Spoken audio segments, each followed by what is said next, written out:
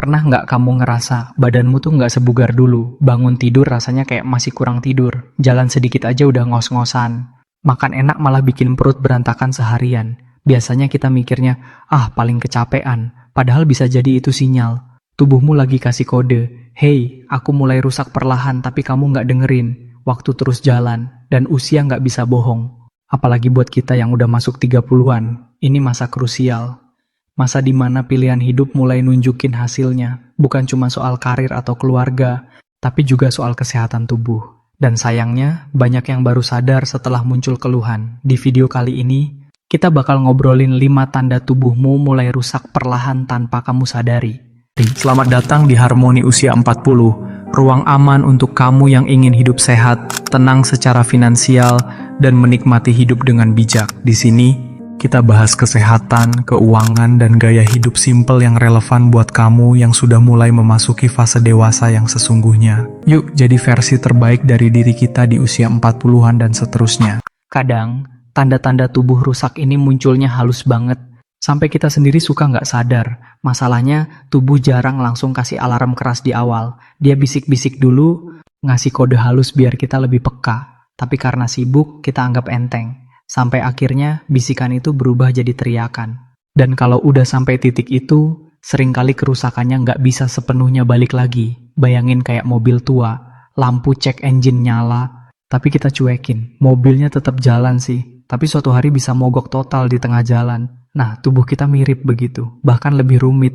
Dan jelas lebih mahal kalau sudah rusak ke tanda pertama. Kamu bangun tidur tapi leher kaku, punggung pegal. Awalnya mikir, paling salah bantal. Tapi kalau hampir tiap pagi begitu, itu tandanya ada yang salah dengan otot atau sarafmu. Bisa karena terlalu lama duduk, kurang gerak, atau pola tidur yang berantakan. Kalau dibiarkan bukan cuma pegal biasa, bisa berkembang jadi peradangan jangka panjang bahkan gangguan saraf.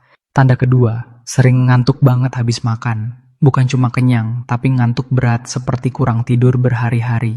Ini sering dianggap wajar, padahal bisa jadi tanda awal resistensi insulin. Bahasa gampangnya, tubuhmu mulai susah mengatur gula darah. Dan ini jalannya cuma selangkah lagi ke arah diabetes tipe 2. Yang ngeri, gejalanya hampir nggak kerasa. Tubuhmu pelan-pelan keropos dari dalam. Tanda ketiga bisa datang dari emosimu. Lebih gampang tersinggung, mudah marah, atau cemas tanpa alasan jelas. Seringnya kita nyalahin kerjaan, pasangan, atau masalah hidup. Padahal bisa jadi hormon stres di tubuhmu udah nggak seimbang. Kalau kortisol terus tinggi gara-gara kurang tidur, kebanyakan kopi, atau nggak pernah rehat, tubuhmu lama-lama habis dimakan stres.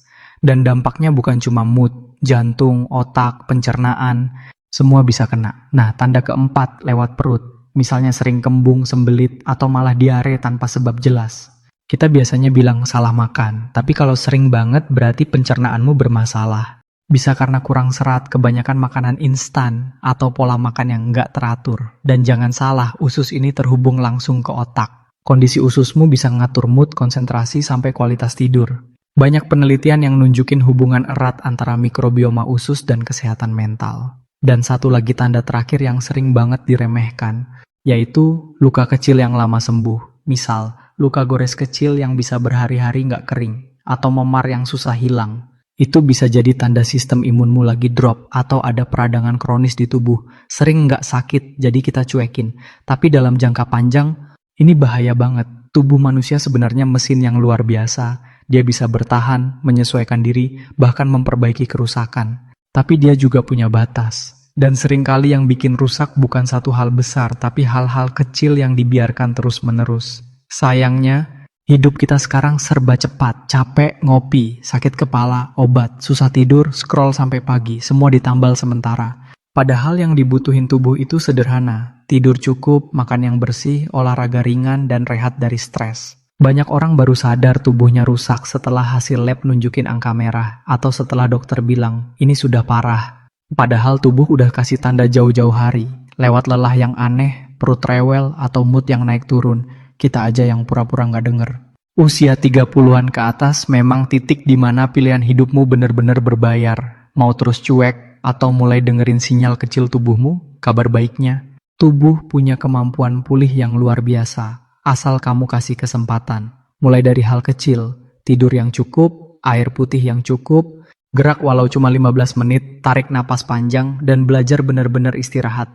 Nggak usah nunggu sakit dulu buat berubah. Kalau hari ini kamu masih bisa dengerin sinyal kecil itu, lewat lelah yang beda, lewat perut yang rewel, lewat mood yang nggak stabil, itu tandanya tubuhmu masih mau bicara, masih ada waktu buat balik arah. Karena hidup di usia 30-an atau 40-an bukan berarti menerima kerusakan. Justru inilah saatnya kita jadi lebih bijak. Tubuhmu bukan barang sekali pakai, dia rumahmu, tempat jiwamu tinggal. Jaga dia sebelum terlambat.